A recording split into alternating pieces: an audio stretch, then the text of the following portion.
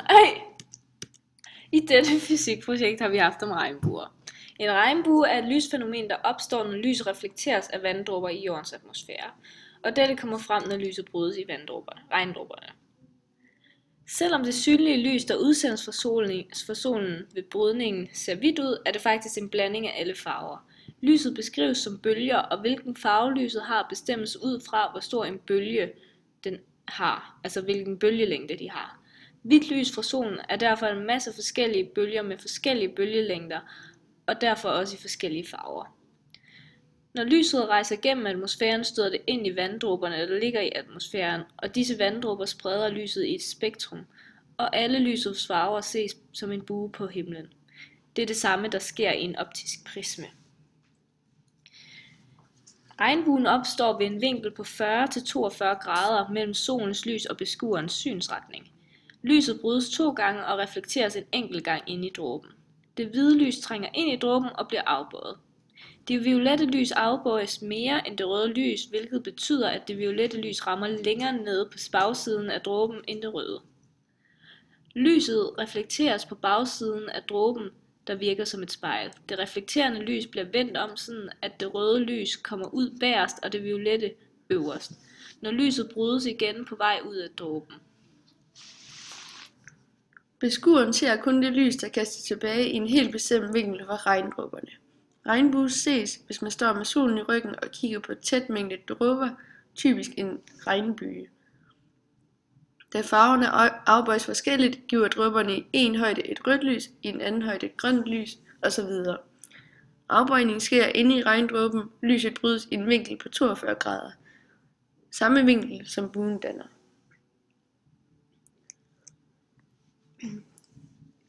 Det giver ikke mening at sige, at der findes en krukke med guld for enden af regnbuen, fordi der findes faktisk slet ikke en ende af regnbuen. Og det skyldes, at regnbuen opstår som en hel cirkel, men vi kan blot se en halvcirkel, fordi at mange gange vil resten af buen ligge ude bag horisonten, som vi ikke kan se. En regnbue skabes ved, at lyset brydes ved hjælp af regndråber i atmosfæren, hvori de bliver afbøjet og afspejlet. Der findes 2 slags regnbuer, alt efter hvordan lyset brydes. De hedder primære og sekundære regnbuer. De centrale forskelle er, at den sekundære regnbue er større end den primære, og at farverne i de to er omvendt af hinanden. Forskellen på de to er også, hvordan det hvide lys bliver brudt i vanddråberne og derefter danner en regnbue.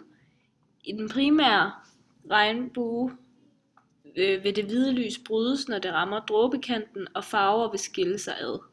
Det spredte lys derefter rammer derefter bagsiden inde i dråben, og i takt med at farverne bliver tydeligere, vil lyset reflekteres tilbage i dråben og rejse ud gennem dråben, og yderligere vil farverne spredes, når de er ude af vanddråben, og så er en primær regnbue opstået. Selvom den sekundære regnbue er større, så er den primære regnbue tydeligere. Lyset fra solen strejfer dråben i en anden vinkel, og det hvide lys brydes. Det brudte lys rammer nu indersiden af dråben 2 gange, før den slipper ud af dråben og danner en sekundær regnbue.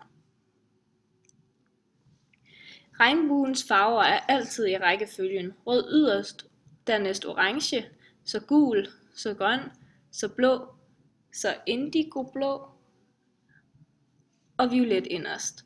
Dog er der den undtagelse, når der opstår dobbeltregnbuer, så er rækkefølgen i den ydre bue omvendt. Grunden til, at en dobbeltregnbue opstår, er fordi, at lysstrålerne har gennemgået en ekstra spejling inde i vanddråberne, før de når vores øjne. Det vil altså sige, at en dobbeltregnbue er en sekundær regnbue.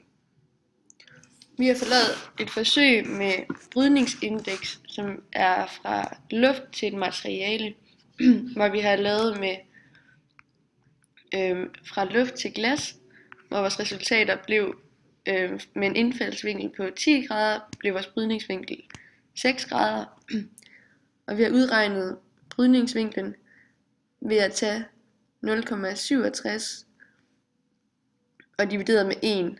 Så vi har fået brydningsvinklen på 1,47, hvilket svarer næsten til brydningsvinkelindekset for glas, som er 1,50.